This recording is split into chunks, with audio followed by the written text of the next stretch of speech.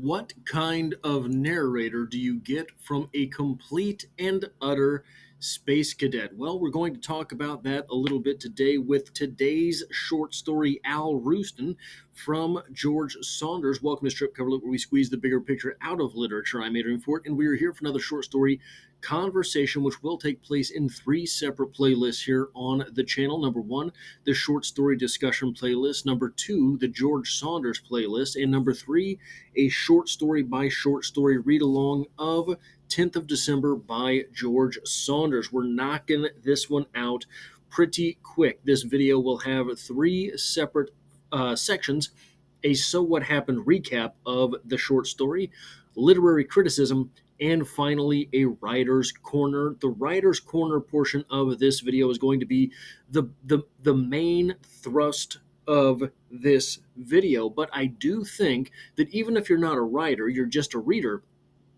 that portion of the video today will prove to be something useful for readers as well. Now, what happened in Al Roosten by George Saunders? We're at a charity event, one of those celebrity auction charity events where you auction off a lunch with a celebrity, or you auction off a night with a celebrity, but probably a dinner night, probably not a sex night, but probably, who knows?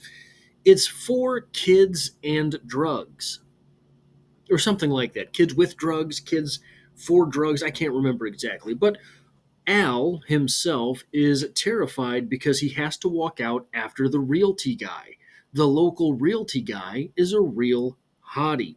The realty guy gets lots of cheers, and Al doesn't at first, but someone pity cheers him, and that builds his swagger, and he feels that he does okay for himself after that. But afterwards, Don, the realty guy, tries to comfort him, and he becomes incensed. He comes out of his fit of rage just in time for the auction portion of things to be over, so he slinks away and sneaks out the back, finding Don's clothes in the back, so he kicks Don's wallet under some risers, and he does the same thing with Don's keys. Then Don bursts in a rush because he has to take his disabled daughter to her surgery appointment. The first time anyone's ever been able to do anything like this surgery in their area. On the way, he remembers his mom. Oh, no, my fault. I skipped something there. Al decides to leave anyway. He slinks out and leaves the entire event. On the way home, he remembers his mom praising his moral virtues when he was a kid and becomes disappointed in himself after kicking Don's stuff. So he decides he's going to turn around, and he convinces himself that he's going to go back and everyone will be looking for Don's stuff, and he will just happen to be able to find it, and he will be the hero. But he doesn't. He goes back to the shop he runs and sits in the parking lot, convincing himself that he has to go in. It is a fruitless endeavor. The shop is going out of business.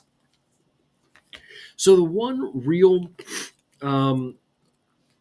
talking point that I have here from a literary criticism standpoint is, once again, like last story, the end of this story. We get this from the narrative. As he parked his car, his mind went strangely blank. Where was he? The shop. Where were his keys? On the same old ugly lanyard. Impossible to get out of your pocket. Jesus. He couldn't stand the thought of going in. He'd sit here alone all afternoon. Why did he have to do it? For what? For who? Mag. Mag and the boys were counting on him. He sat a minute, breathing deeply. An old man in filthy clothes staggered up the street, dragging a cardboard square on which, no doubt, he slept. His teeth were ghoulish, his eyes wet and red. Roosten imagined himself leaping from the car, knocking the man to the ground, kicking him, teaching him in this way a valuable lesson on how to behave. The man gave Roosten a weak smile, and Roosten gave the man a weak smile back. So, with this short story, it's about reality versus fantasy. It's about what's really going on versus what you wish were happening. And in that way, Al Roosten becomes the fulcrum of our world and the fictional world. Our world and fantasy. Only in the fantasy version of things here, not too many of us probably would trade places with Al Roosten. So our reality becomes better than fantasy. Doesn't mean our reality is all that great.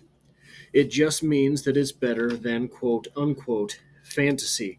Now, one interesting small detail from this,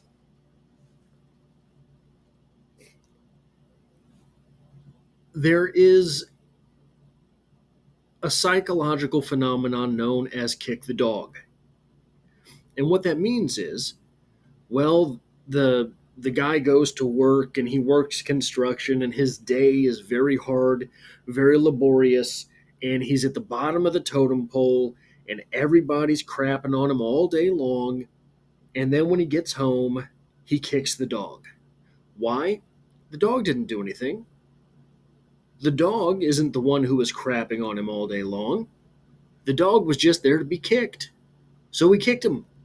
It's kick the dog phenomenon. Now, I don't think that it is any. That's a very famous idea. Kick the dog. I don't think that it is any. Um,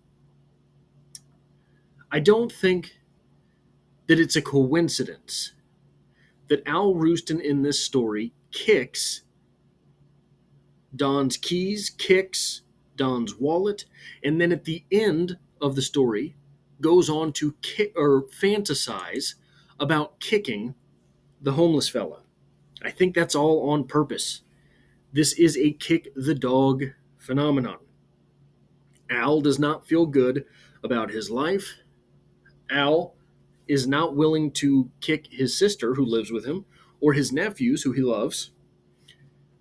But there are Don's keys. There is Don's wallet. There is that homeless fella that he just fantasizes. Al just fantasizes about kicking.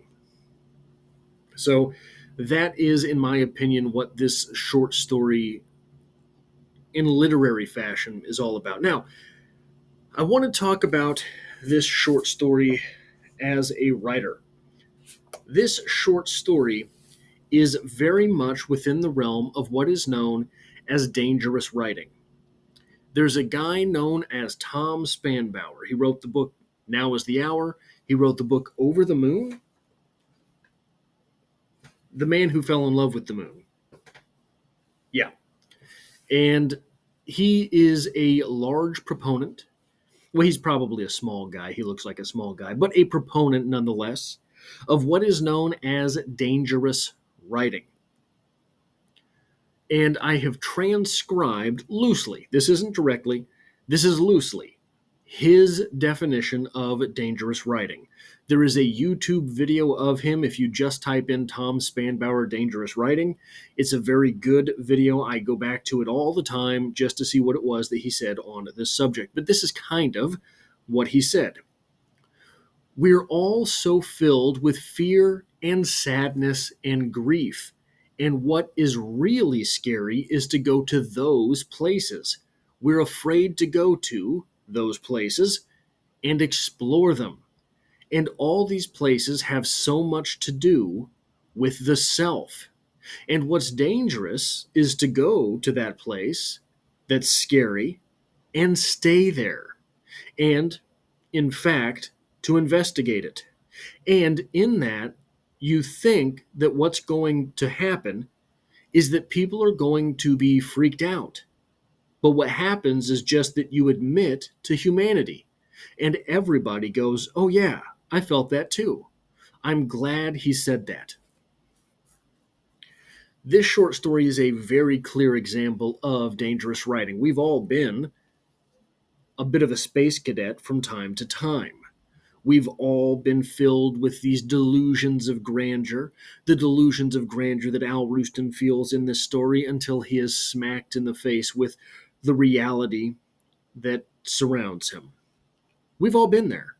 In fact, we've all been there so many times that this short story makes us cringe. This is cringe to us. Why? Not because we don't understand it, not because we're judging Al Roosten, not because we're freaked out by it, as Tom Spanbauer says, but because, oh yeah, I felt that too. I'm glad he said that. We've all been in the situation that our protagonist finds himself in this short story. And it's a scary place to be, right? This isn't a comfortable place. This isn't a nice place. We've all been filled with delusions of grandeur on our drive to work. I'm going to go in there and I'm going to tell that SOB just what I think of him. And he's not going to fire me. He's going to give me a promotion because I'm the only one around this office that is honest with him. That's how this is going to work. And it's stupid. It's a stupid way to think, but we all do it. And because of that, we connect with this short story. Because we connect with this short story, we are able to extract something from it for our life. This short story is a bit of a stark reminder that you have to be mindful of your everyday. Otherwise, your everyday turns into another month. Another month turns into a couple years. All of a sudden, you're a decade down some path you never wanted to find yourself.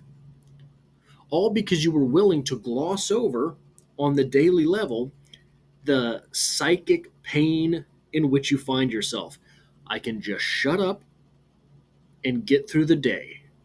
I can just shut up and go to work one more time. Right? We've all been there. Because we connect with Al Roosten in this way, as cringy as Al Roosten is, we get to reflect on the self. And that's what literature is, right? So this idea of dangerous writing here is just how you build literature for a story like this. Now, the next question that I want to talk about happens on page 97 of the standard print version of 10th of December.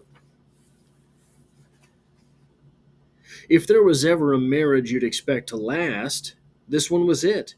Two homely Christian farmers. But no, Ken had left Mag for another farmer's. Mag was not homely.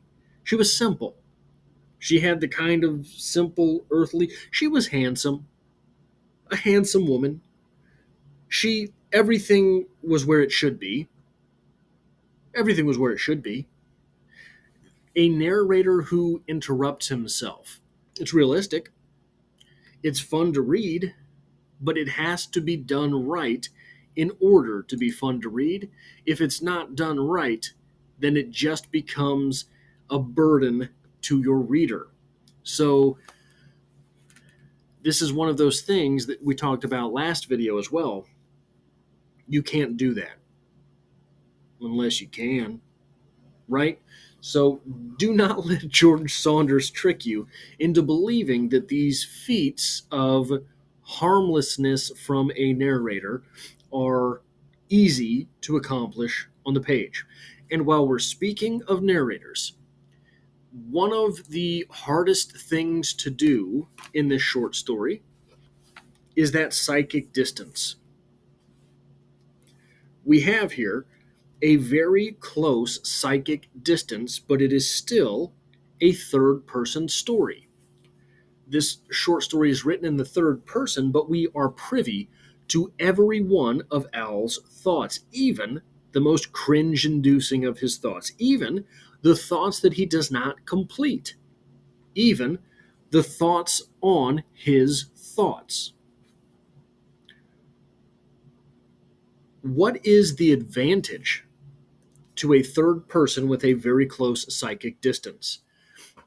You get to build a little bit of tension with the narration, but you are still given all of the humanity of a first person narrator. But you get to build a little bit of tension with that distance between the narrator. He did this, she did that, instead of I decided I was going to walk forward, right? You get to build a little bit of tension with that without sacrificing any of the internal monologue. But again, Saunders is a premier craftsman of the English language. This looks very easy on the page from George Saunders. It is not. So, if you were going to do something like this, I think that it's necessary to really study short stories like this and figure out where that interface between first and third person occurs, because it's sneaky. That is all I have for this video. If you like or appreciate what it is that I do here, hitting the like button really does help me out, as it tells YouTube to share this video with other literature lovers. If you find yourself here by chance but not design, literature is the only thing I talk about on this channel, dropping multiple videos every single week, and I hope to have you back for the next one.